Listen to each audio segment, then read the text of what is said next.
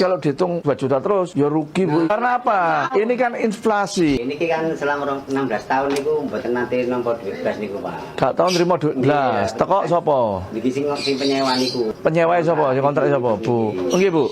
Ngontrak 16 tahun tapi nggak pernah bayar sepeser pun. Rumah bukan miliknya, bukan milik bapak atau ibunya, tapi nguasai dan tidak mau pergi. Nah, hati-hati buat kalian ini ya. Halo semuanya, selamat datang kembali di Analisis Sengit, channel yang selalu mengulas dan mereaksi berbagai isu viral yang sedang ramai diperbincangkan di media sosial. Kali ini kita akan membahas kembali sosok Cak Armuji yang kembali menjadi sorotan setelah kasus pengontrak rumah di Surabaya semakin berkembang. Setelah videonya viral kemana-mana, kini muncul kabar terbaru bahwa pihak pengontrak disebut kesulitan mencari kontrakan baru, bahkan ada isu ancaman akan melaporkan para netizen hingga pihak-pihak yang ikut mengomentari kasus tersebut. Lalu, benarkah semua ini hanya karena efek viral, atau justru ada hal lain yang membuat publik semakin keras memberikan penilaian terhadap kasus ini? Dan bagaimana sebenarnya perkembangan terbaru dari polemik yang sudah menyita perhatian jutaan orang ini? Tonton videonya hingga usai, karena saya akan memberikan komentar cukup panjang di bagian akhir video. Yuk kita tonton videonya. Kalau kalian punya tanah dan dikuasai oleh orang lain dan orangnya tidak mau pergi, nah kalian bisa melakukan upaya hukum. Kemarin malam kan aku bikin video ngomentari yang masalah mediasi yang punya rumah sama pengontrak didampingi Cak Ji ya. Pagi-pagi tuh langsung aku di DM sama anak yang ngontrak itu kayak gini. Tapi nggak aku balas. Pengontrak di Surabaya curhat anak kena bully, mohon Cak Ji hapus video. Oke. Ini bahkan berita terbaru di Tik Jatim bahwa pihak pengontrak ini mereka kesulitan cari kontrakan karena sudah kadung viral ya. Ini bahkan berita terbaru di Tik Jatim bahwa pihak pengontrak ini mereka kesulitan cari kontrakan karena sudah kadung viral ya. Iya, karena kan videonya yang di medsosnya Pak Armuji itu kan sudah terlanjur viral kan, dan juga memperlihatkan kedua anak salah satu pengontrak ini marah-marah gitu kan, dan ya memang terexpos ada marah-marah sampai mengeluarkan umpatan gitu kan ya. Akhirnya viral kayak gitu dan menuai banyak hujatan karena dinilai kok pengontrak lebih galak daripada pemilik rumah, pemilik tanahnya kayak gitu.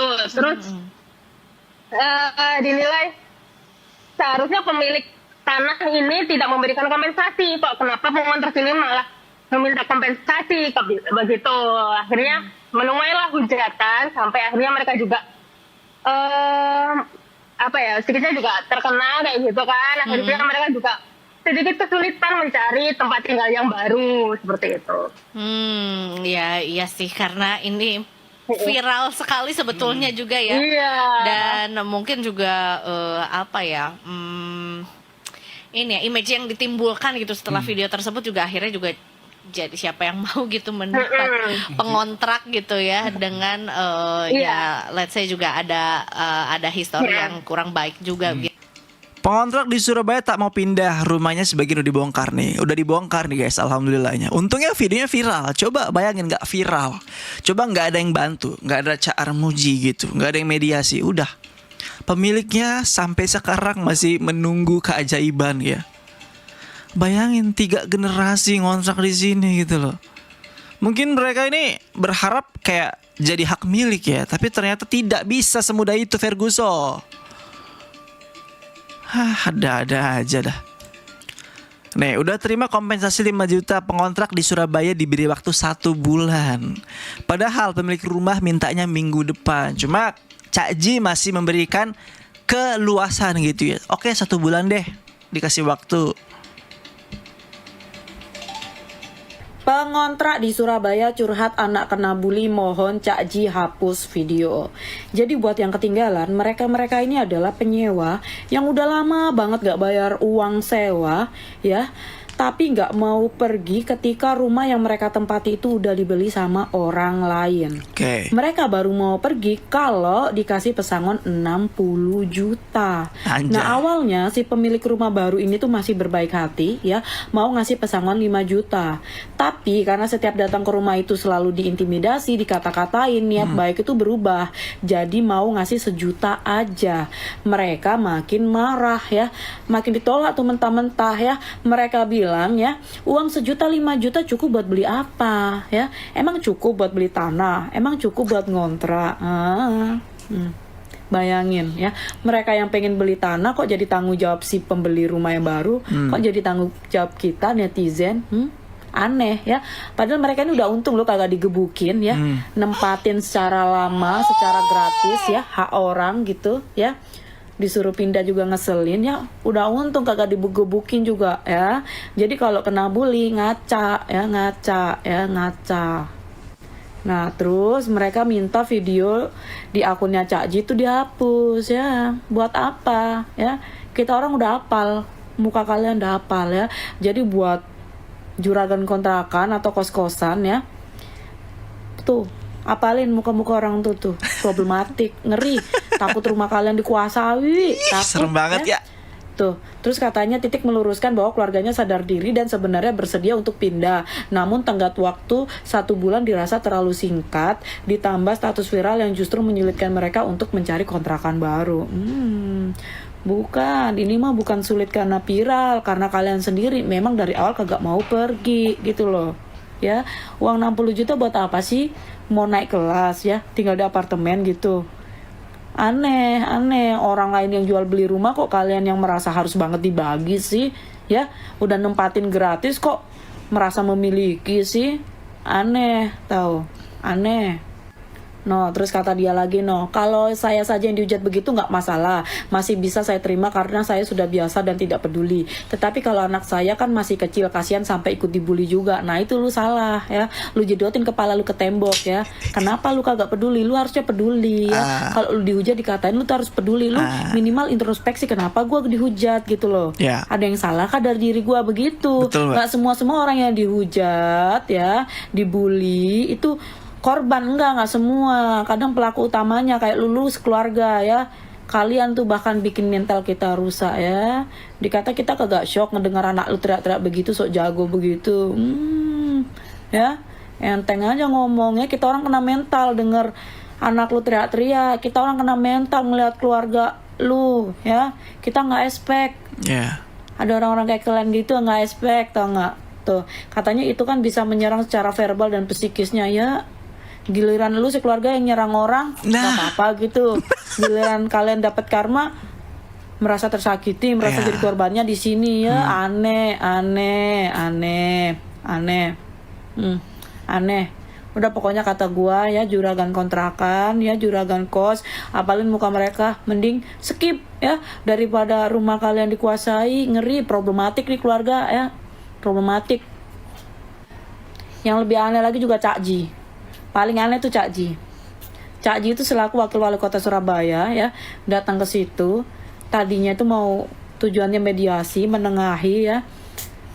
Tapi kayak gua memandang tuh kayak seakan lebih memihak keluarga mereka nih. Si tukang ngebetak tanah orang, rumah orang nih ya. Harusnya Cak Ji nggak usah nyuruh pemilik rumah baru ngasih 5 juta lah, terus molor-molorin waktu pindahan sebulan lah.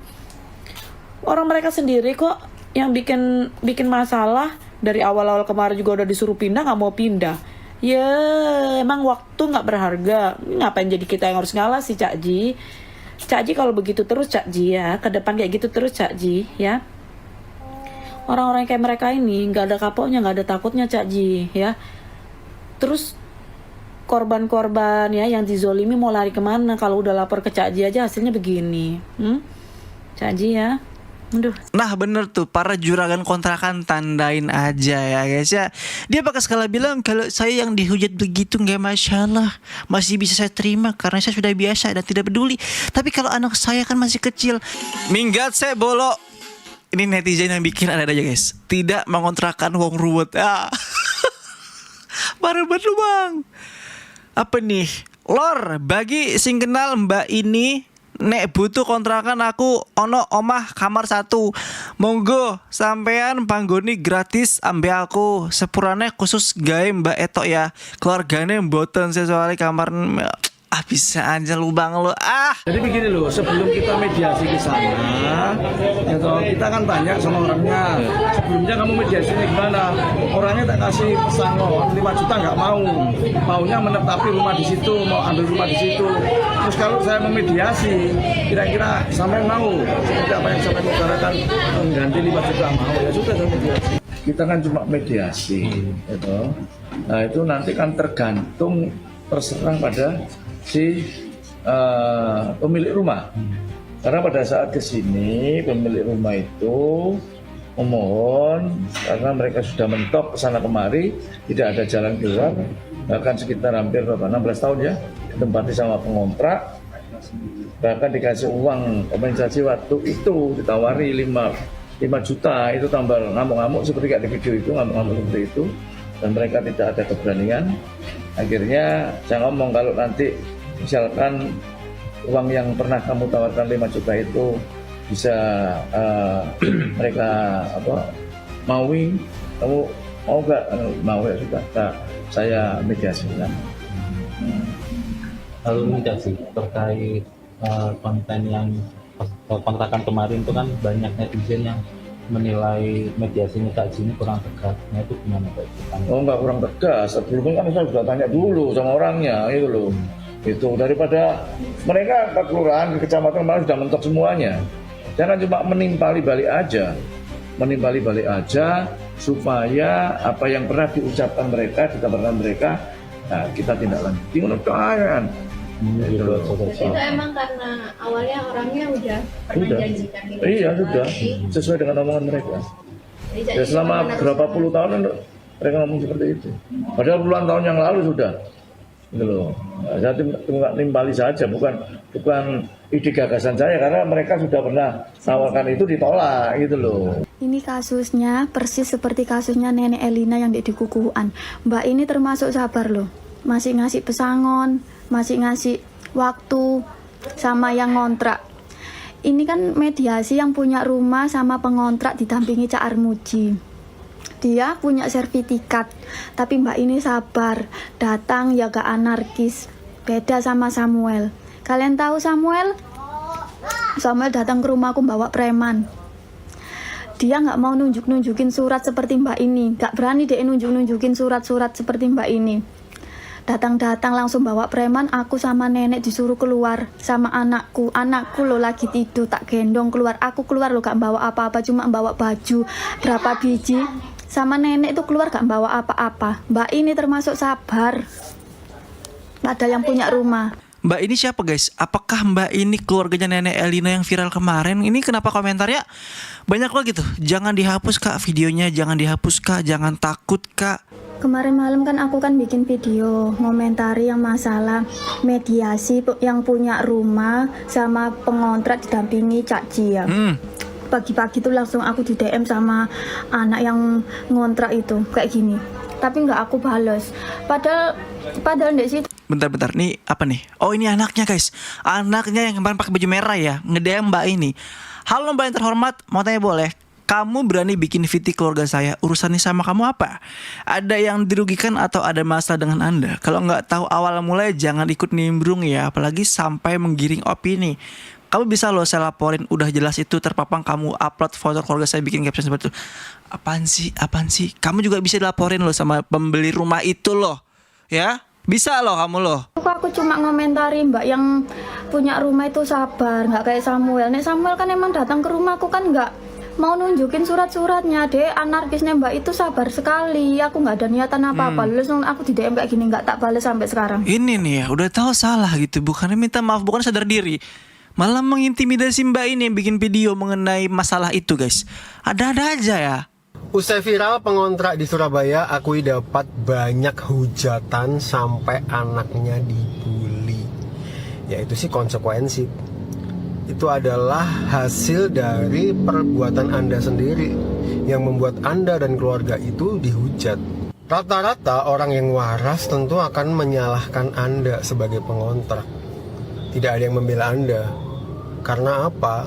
Ya dilihat dari sudut manapun, Anda ini ya pasti tidak benar. Harusnya Anda tuh berterima kasih kepada pemilik rumah yang baru ya. Karena dari 2014 sampai 2026 Anda sudah diperbolehkan untuk tinggal di situ. Ya sebenarnya nggak diperbolehkan sih, karena Anda ngotot untuk tinggal di situ dan tidak mau keluar. Gimana orang nggak marah coba? Dari 2014 itu rumah sudah dibeli sama pemilik baru, yang kalau misalnya Anda ngontrak kan Anda harus bayar ke pemilik baru ya. Ini Anda nggak bayar, Anda tinggal di situ, Anda malah arogan kepada pemilik, Anda tidak mau keluar, Anda minta ganti rugi sampai yang katanya 60 juta. Siapa orang yang nggak marah? Masyarakat Indonesia yang waras pasti marah. Ini bisa jadi pelajaran penting buat Anda sekeluarga ya. Karena apa?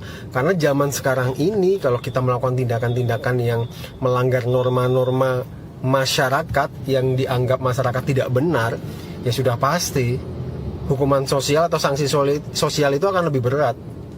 Karena sekarang tuh gampang banget menyebarnya di media sosial. Nggak seperti dulu ketika akses ke media sosial belum ada.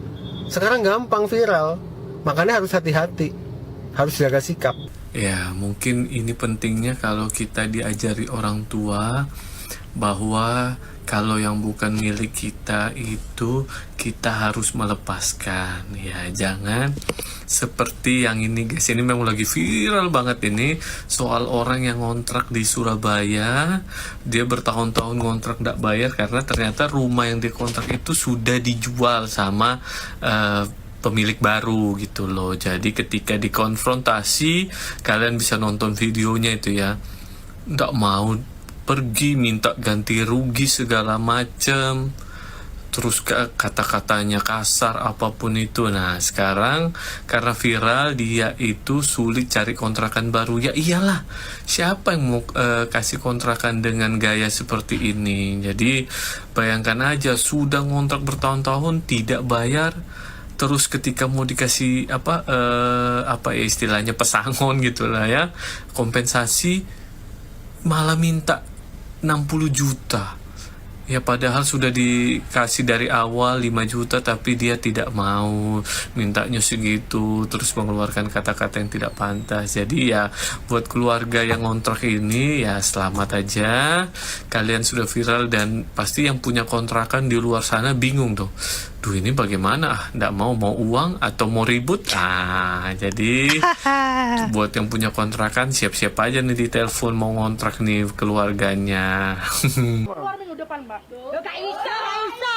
Mbak pikir gampang tau mangono iku. Juta di apa tanah gak cukup 5 juta. Orang itu aneh. Rumah bukan miliknya, bukan milik bapak atau ibunya, tapi nguasai dan tidak mau pergi. Nah, hati-hati buat kalian ini ya. Kalau kalian punya tanah dan dikuasai oleh orang lain dan orangnya tidak mau pergi, nah kalian bisa melakukan upaya hukum. Nah, yang pertama adalah upaya hukum membuat laporan polisi terkait dengan penyerobotan tanah. Nah, yang menguasai rumah tanpa izin bukan miliknya bisa dipidana penjara. Tuh. Yang selanjutnya bisa melakukan gugatan perdata perbuatan melawan hukum. Tuh. Nah, selain dipidana penjara, yang melakukan penyerobotan juga bisa dimintai pertanggungjawaban hukum perdata berupa ganti rugi duit. Jadi selain di penjara, pelakunya juga bisa didenda dan harus membayar sebuah kerugian kepada pemilik tanah. Jadi hati-hati. Setiap tanah tuh ada pemiliknya. Bukan setiap tanah milik Allah Subhanahu wa Ta'ala. Tuh gimana? Untung dia kagak dilaporin sama pembeli rumah yang baru, guys. Sekarang pakai segala ngancem-ngancem ke netizen yang speak up gitu. Maksudnya apa ya? Kamu gak usah tahu deh, kamu gak usah ikut campurin masalah kita mah. Kamu mesti laporkan. Apaan sih? Netizen banyak yang ngebahas ini. Mau lu laporin semua. Caji wakil wali kota Surabaya mau dilaporin juga, Neng. Oke, kita lanjut dulu ya. Ini ternyata Caji, wakil wali kota Surabaya juga pernah memediasi orang pengontrak yang tidak membayar selama 16 tahun, guys. Waduh. Kalau dihitung 2 juta terus, ya rugi Bu. Karena apa? Ini kan inflasi. Pak, mana anunya? Siapa jenenge sampean? Wahyudi kula. Wahyudi. Asli gini ta iki? Niki nggih asal mriki. Asli gini. Oke. Endi? Ada orangnya. Mana? Suruh keluar. Nah, mumpung ono Pak RW, ono Pak RT ini, nggih Bu nggih. Saya kemarin waktu 1 minggu yang lalu dapat laporan dari Pak Wahyudi sama Mun ini, gitu loh, melaporkan masalah rumah. Iya. Ceritanya ya apa? Ini kan selama 16 tahun niku mboten nate nampa duit blas niku, Pak. Gak tau nrimo duit blas. Teko sapa? Niki sing penyewa niku. Penyewa sapa? Sing kontrak sapa, Bu? Nggih, Bu. Kontrak ke ini siapa itu? Orang tuanya Mun. Budenya. Ibunya meninggal. Yang punya rumah ini siapa sebenarnya? Ini. Mun, oke. Terus? Terus bude-budenya menawarkan saya untuk kontrakan. Rumahnya kan dulu masih jelek. Bukan seperti ini. Perjanjian uang itu untuk bangun rumah langsung saya yang nempati. Dikontrakkan berapa dulu? Per tahunnya berapa? 2 juta. Per tahunnya 2 juta berupa rumah apa tanah? Rumah. Berarti berupa rumah. Belum keramik sama dicat. Yes. Terus ditinggal orang tua umur 9 tahun kelas 3 SD. Umur 9 tahun meninggal. Ya, Ibunya Mun ini. Ini kontrak di depan. Daripada rumah kosong disuruh pindah sama orang tua saya ke sini. Nah ini sekarang usia 26 tahun. Usia 26 tahun. Ya. Terus kami keluarga tuh mau minta rumah kembali. Perjanjiannya ini sudah ditempati berapa puluh tahun Bu ini? 16 tahun. 16 tahun berarti ya suwi ya. Nah, ya itu masalah itu, Pak. Nyuruhnya nggak mau ngalah. Maunya mintanya 24 tahun. Kan dirinci-rinci habis renovnya, Pak. Kalau kontrak itu per tahunnya dulu tahun berapa 2 juta itu? Tahun berapa? 2009. Pada saat itu Bu ya. Otomatis kalau dihitung per tahunnya 2 juta terus ya rugi Bu Ibu. Itu loh, Pak. Karena apa?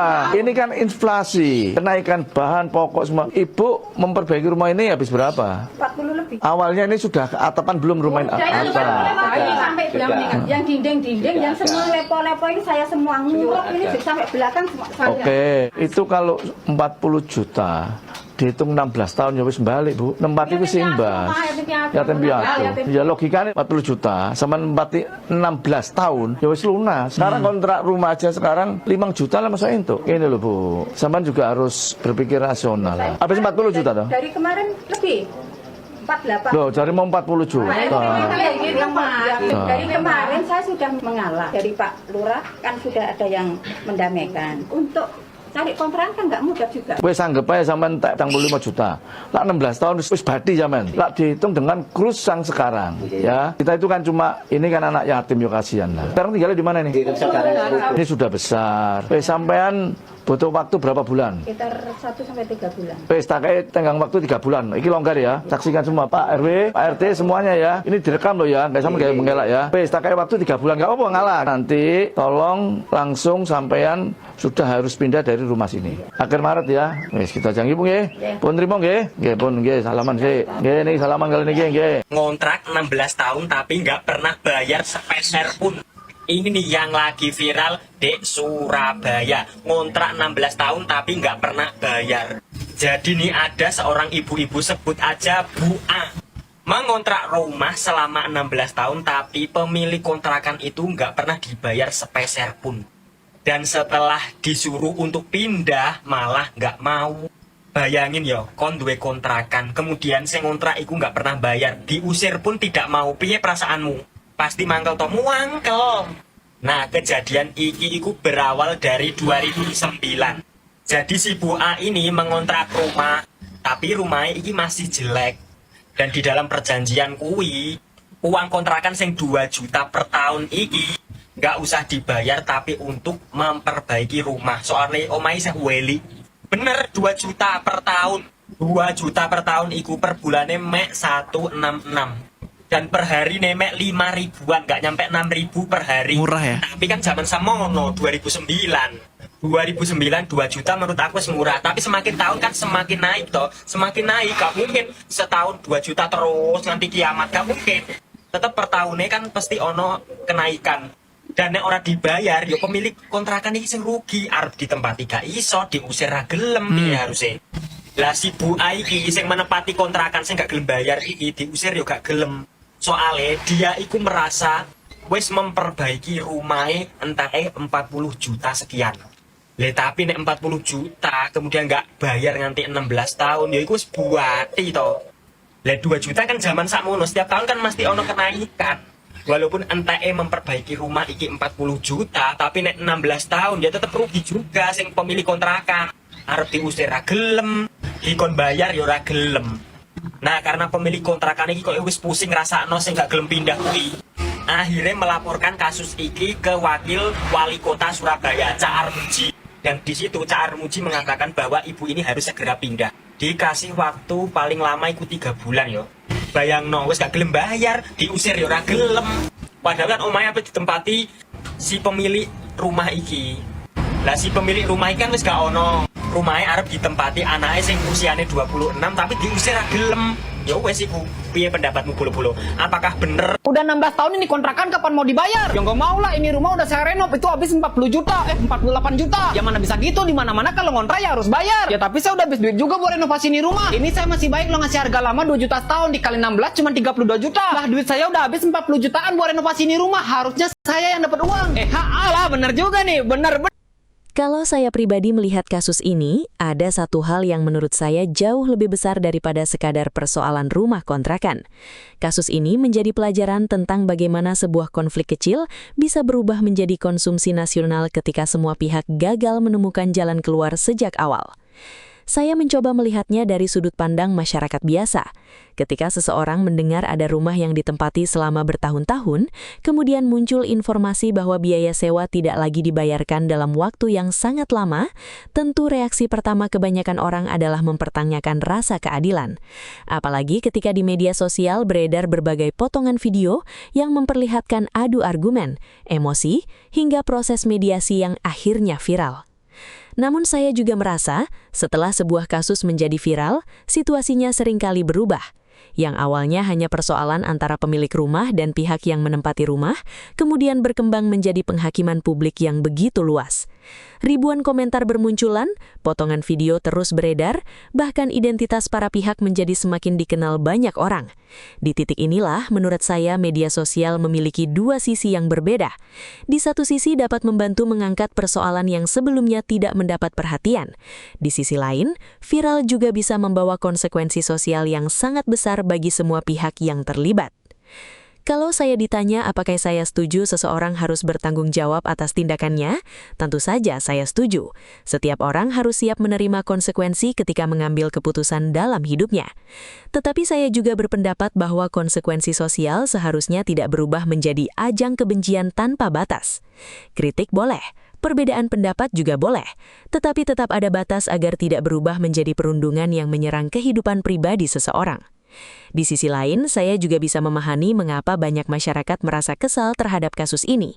Ketika seseorang merasa hak kepemilikannya terganggu dalam waktu yang lama, kemudian proses penyelesaiannya berjalan berlarut-larut, tentu akan muncul rasa frustrasi. Apalagi jika persoalan tersebut baru mendapatkan perhatian luas setelah viral di media sosial. Kondisi seperti ini membuat banyak orang merasa bahwa mencari keadilan terkadang membutuhkan sorotan publik agar benar-benar ditangani. Menurut saya, pelajaran terbesar dari kasus ini justru bukan soal siapa yang paling keras berbicara atau siapa yang paling viral. Pelajaran terbesarnya adalah pentingnya menjaga komunikasi dan menyelesaikan persoalan sebelum menjadi semakin rumit. Banyak konflik sebenarnya bisa diselesaikan lebih cepat apabila semua pihak mau duduk bersama sejak awal tanpa harus menunggu tekanan publik. Saya juga ingin mengomentari fenomena media sosial yang sekarang begitu cepat membentuk opini. Kadang-kadang masyarakat sudah memiliki kesimpulan hanya dari potongan video berdurasi beberapa menit saja. Padahal sebuah peristiwa biasanya memiliki kronologi yang jauh lebih panjang. Karena itu, saya selalu mengajak teman-teman untuk tetap berpikir kritis, tidak langsung percaya pada satu potongan video saja, dan mencoba melihat informasi dari berbagai sudut pandang sebelum mengambil kesimpulan. Mengenai peran tokoh publik yang ikut turun tangan dalam mediasi, menurut saya pasti tidak mudah. Apapun keputusan yang diambil, hampir pasti akan mengundang kritik dari salah satu pihak. Ada yang menganggap terlalu lunak, ada pula yang menganggap terlalu keras. Itulah resiko ketika seseorang berada di posisi sebagai mediator. Yang terpenting menurut saya adalah proses tersebut tetap mengedepankan aturan hukum dan berusaha mencari solusi yang paling memungkinkan bagi semua pihak. Pada akhirnya, saya berharap kasus seperti ini bisa menjadi pengingat bagi kita semua. Jangan pernah menunda penyelesaian masalah hingga bertahun-tahun. Jangan membiarkan persoalan kecil berkembang menjadi konflik besar yang akhirnya diketahui jutaan orang. Reputasi memang dibangun dalam waktu yang lama, tetapi bisa berubah hanya karena satu peristiwa yang viral. Oleh sebab itu, menjaga komunikasi, menghormati hak orang lain, dan menyelesaikan persoalan. Ada satu hal lagi yang menurut saya cukup menarik untuk dibahas, yaitu bagaimana sebuah kejadian bisa mengubah cara masyarakat memandang seseorang dalam hitungan hari. Dulu mungkin nama pihak-pihak yang terlibat dalam kasus ini tidak dikenal oleh publik. Namun setelah videonya beredar luas di berbagai platform media sosial, hampir semua orang memiliki pendapat masing-masing. Inilah realitas zaman digital yang menurut saya harus menjadi pelajaran bagi kita semua. Apapun yang kita lakukan di ruang publik hari ini, sangat mungkin direkam, dibagikan, dan akhirnya menjadi konsumsi jutaan orang.